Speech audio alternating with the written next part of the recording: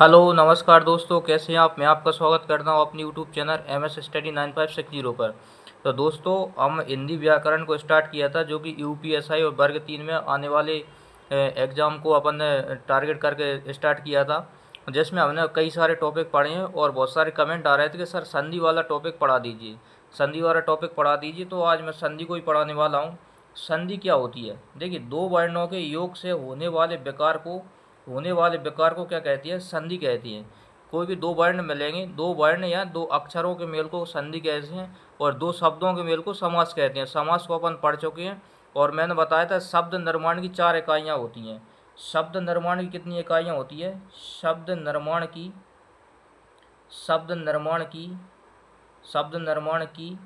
4 इकाइयाँ होती हैं।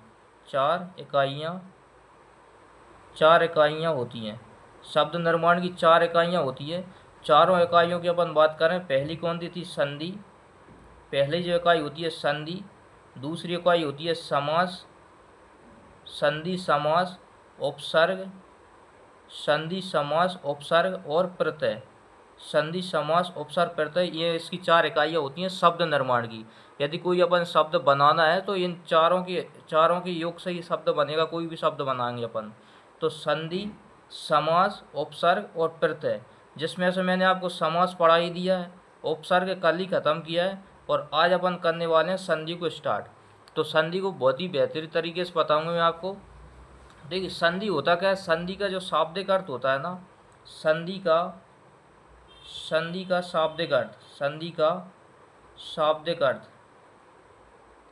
संधि का शाब्दिक अर्थ क्या होता है? संधि का शाब्दिक अर्थ होता है तो वो होता है मेल। संधि का शाब्दिक अर्थ क्या होता है? मेल।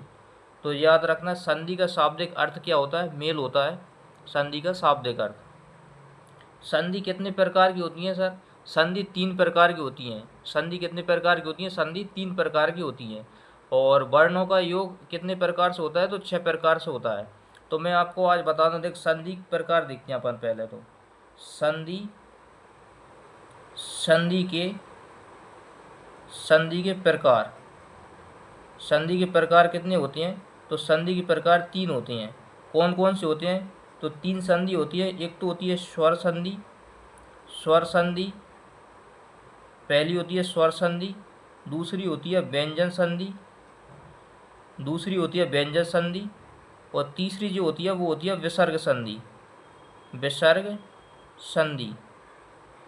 पहली होती है स्वर संधि, दूसरी होती है व्यंजन संधि, और तीसरी होती है विसर्ग संधि।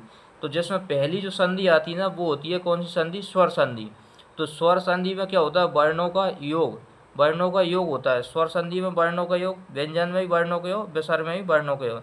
स्वर संधि में स्वर वर्णों का योग होता है, व्यंजन संधि में व्यंजन और स्वर का योग होता है, और विसर्ग संधि में विसर्ग का योग होता है। ठीक है, तो इस प्रकार संधि होती है।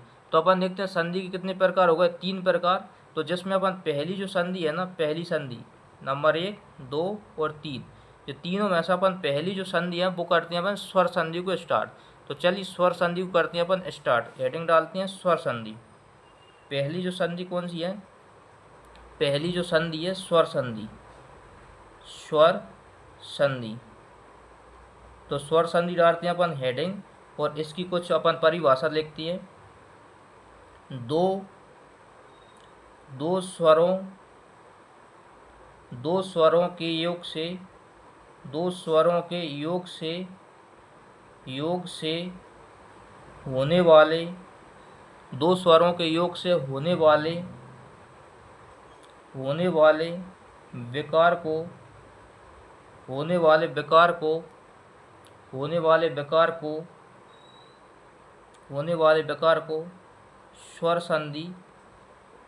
होने वाले विकार को स्वर संधि कहते हैं। ये तो हुई परिभाषा कि दो स्वरों के योग से होने वाले विकार को क्या कहती है? स्वर संधि कहती हैं। स्वर संधि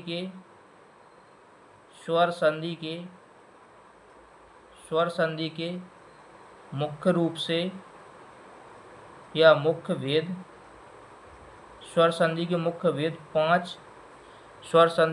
भेद 5 होते हैं। नंबर 1 नंबर 1 की बात करें अपन, दीर्घ स्वर संधि। नंबर 1 दीर्घ स्वर संधि, दीर्घ स्वर संधि। नंबर 1 दीर्घ स्वर संधि। नंबर 2 गुण स्वर संधि। नंबर 2 गुण स्वर संधि, गुण स्वर संधि, गुण स्वर संधि। नंबर 3 जो आती है, नंबर 3 है वृद्धि स्वर संधि, वृद्धि स्वर संधि, वृद्धि स्वर संधि।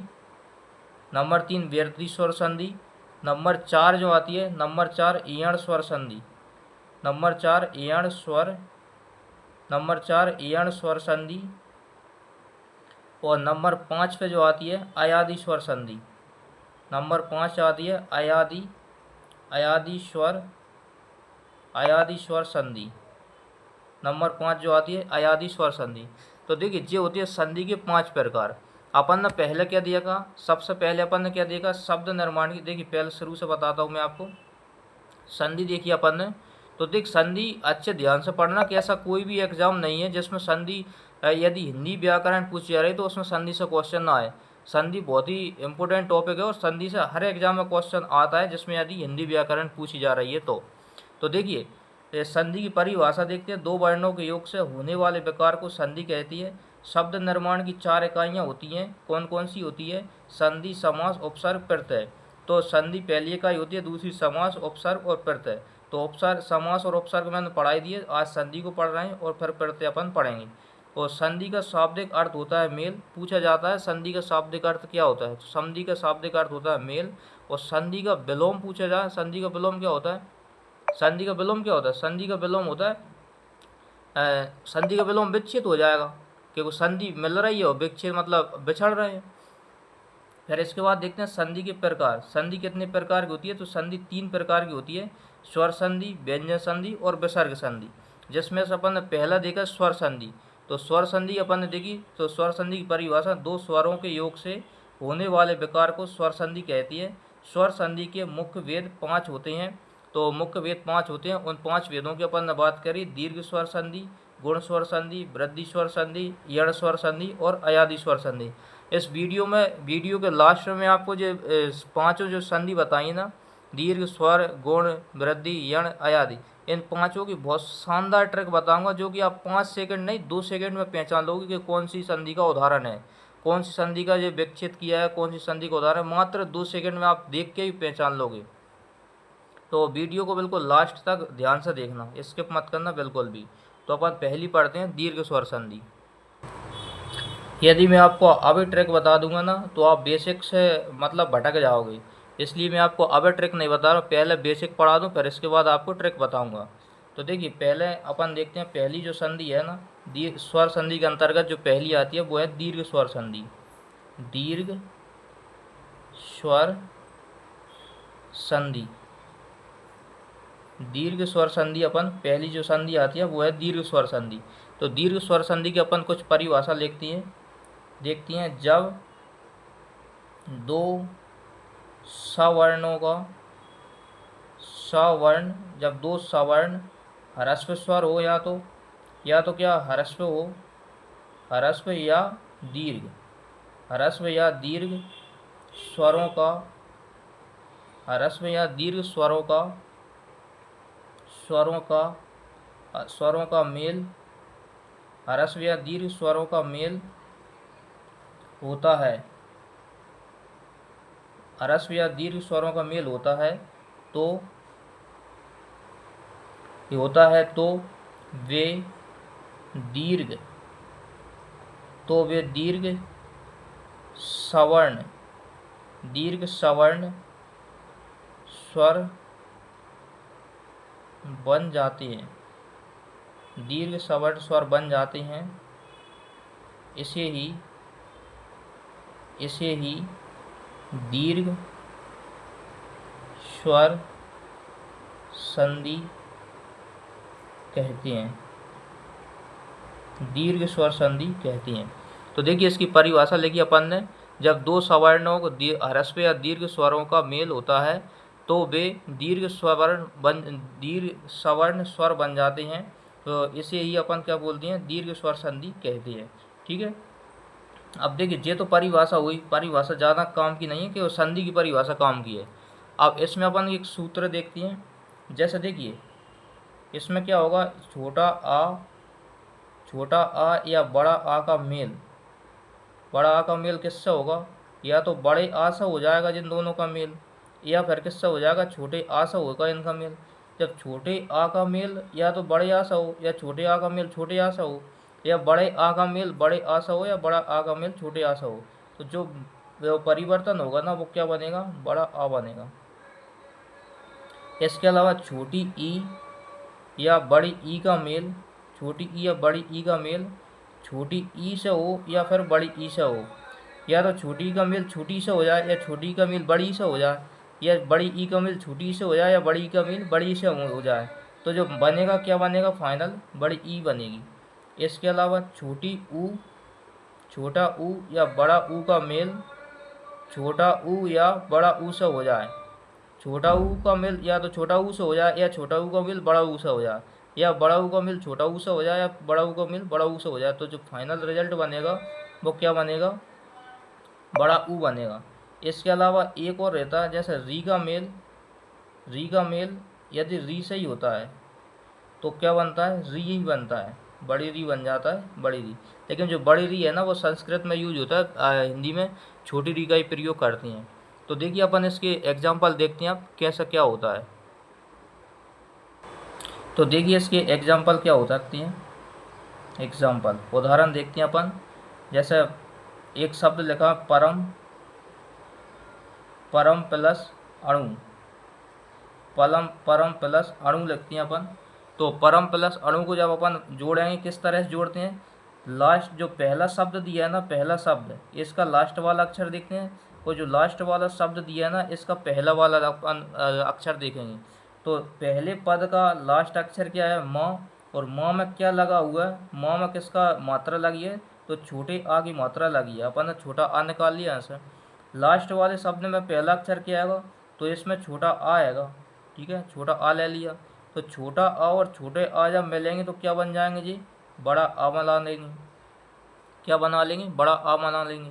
तो अब अपन यहाँ से देखेंगे तो जहाँ क्या बचा है, पा, और बचा है रा, और म में से अपन ने क्या निकाल लिया, म में से आ निकाल लिया तो आधा म बचा, और फिर इधर क्या बचा, अणु, अणु में से आ निकाल लिया, क्या बचा, नु बचा, ये शब्द बचा।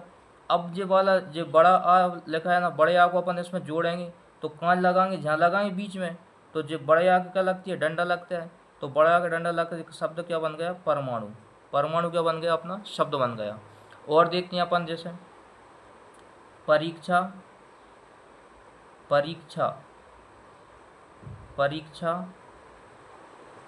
प्लस अर्थी, परीक्षा प्लस अर्थी देखते हैं अपन। अब इसमें क्या लिखा है, परीक्षा में जहाँ लास्ट में क्या लिखा है, बड़ा आगे मात्रा लगी है तो बड़ा आ निकालेंगे अपन, फिर प्लस इधर से क्या निकालेंगे, छोटा आ निकालेंगे, छोटा बड़ा, बड़ा छोटा दोनों को मिला क्या बना लेंगे अपन, दोनों को मिला कर जो बनेगा वो बनता है बड़ा आ। अब यहाँ क्या बचा अपना, पा बचा, री बचा, और छा कैसा बचा, छा में से अपन ने जो आधा जो आ निकाल लिए तो छा कैसा बचा, आधा बचा, तो दोनों को मिला कर अपन क्या बन गया, जे बन गया, तो जाके मात्रा लग जाएगी इस पर, और अर्थी की जगह क्या बचेगी, थीवर बची, तो जिक्का हो जाएगा परीक्षार्थी, ठीक है। और देखते हैं अपन, और एग्जाम्पल देखते हैं, और एग्जाम्पल देखते हैं जैसे अपन रवि,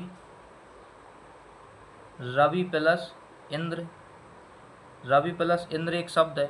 तो इसमें अपन देखेंगे, देखो ये तो किसके छोटे आगे एग्जाम्पल होगा, छोटा, छोटा और छोटा और बड़ा आगे। अब देखते हैं छोटी ई के एग्जाम्पल क्या होते हैं। इसमें लास्ट में क्या देखेंगे अपन, छोटी ई मिल रही है, और इसकी लास्ट में क्या पहले क्या है, छोटी ई। अब छोटी और छोटी दो मिलकर क्या बना लेंगे, बड़ी ई बना लेंगी। तो यहाँ क्या बचा, रा, और ब कैसा बचा, हलंत वाला, यानी कि आधा बा बचा, और फिर इधर से क्या बचा, आधा ना, और इंद्र बचा, क्योंकि ई तो इधर से निकल गई। और जो बड़ी की मात्रा कहाँ लगेगी, बीच में लगेगी, तो बड़ी की मात्रा किस पर लगेगी, बा पर लगेगी, तो रा, और बा पे बड़ी की मात्रा लगेगी तो बी, और फिर इंद्र हो जाएगी, तो रविंद्र, रविंद्र ये शब्द बन जाएगा। इस तरह का बना था परीक्षार्थी, ठीक है। आगे और देखते हैं अपन इसका एग्जाम्पल। जैसे एक शब्द लिखा रजनी, रजनी और प्लस ईस, रजनी प्लस ईस। अब रजनी प्लस ईस में अपन देखेंगे जिसमें पीछे क्या देखा है, तो लास्ट में क्या देखा है, बड़ी ई और प्लस यहाँ के क्या लिख रहा है, बड़ी ई, और दोनों मिला के क्या बनेंगे, बड़ी ई ही बना लेंगे, बड़ी ई बड़ी। अब यहाँ क्या बचा, रा और जा, और ना कैसा बचा, आधा, ना कैसा बचा, आधा बचेगा, और जहाँ से ई चला गया पीछे का बचेगा, सा बचेगा, ये वजह। अब वजह अपन इसकी बड़ी ई की मात्रा लगाना है। बड़ी ई की मात्रा कहाँ लगाएंगे, जो आधे वाले अक्षर पे, तो इसको लगाएंगे अपन कैसे, रा और जा और ना पे बड़ी की मात्रा लगाएंगे, तो इस तरह से लगे रा ये नी, और सा पीछे बचेगा रजनीश, तो शब्द क्या बन जाएगा, रजनीश। ठीक है। अब आगे और देखते हैं अपन कुछ छोटा ऊ और बड़ा ऊ के एग्जाम्पल देखते हैं अपन, छोटा ऊ और बड़ा ऊ के। देखिए देखिए लघु एग्जाम्पल देखते हैं अपन इसमें, लघु, लघु प्लस उर्मी, लघु प्लस उर्मी हो गया। लघु में क्या देखेंगे अपन, छोटा ऊ निकला हो इसमें, छोटा ऊ, इधर से क्या निकालेंगे, बड़ा ऊ निकल गया, तो दोनों को जोड़ेंगे तो क्या हो जाएगा, बड़ा ऊ बनेगा। छोटा ऊ और छोटा ऊ बड़ा ऊ मिलकर क्या बनेगा, बड़ा ऊ बनेगा। तो अपन यहाँ क्या बचा, ला, और घा कैसा बचा, आधा, घा कैसा बचेगा, आधा, हलंत लगा देंगे। फिर इधर कुछ नहीं बचा, इधर क्या बचा, यहाँ से ऊ निकल गए तो मी बची है अकेली, और जब ऊ की मात्रा लगाएंगे इसमें तो ये क्या हो जाएगा, ला घू मी, लघुर्मी, तो लघुर्मी शब्द बन जाएगा ये। और देखते हैं अपन इसका एग्जाम्पल। तो देखिए एक होता है शब्द चमू, चमू प्लस ऊर्जा, चमू प्लस ऊर्जा। तो चमू में क्या लिखा है, लास्ट में ऊ, बड़ा ऊ की मात्रा लगी है। इधर भी पहले क्या लगा, बड़ा ऊ, तो बड़ा ऊ निकालेंगे, बड़ा ऊ बड़ा ऊ दो मिला के क्या बनाएंगे, बड़ा ऊ बना लेंगे। तो आप क्या शब्द क्या बनेगा, चमू, तो चा और मुँह, माँ से अलंद हट जाएगा, जहाँ से चला जाएगा तो जा, और जा पर राख लग जाएगा, और बड़ा ऊ की मात्रा कहाँ लगेगी, जहाँ बीच में लगती है, तो चमूर्जा, चमूर्जा एक शब्द बन जाएगा। ठीक है।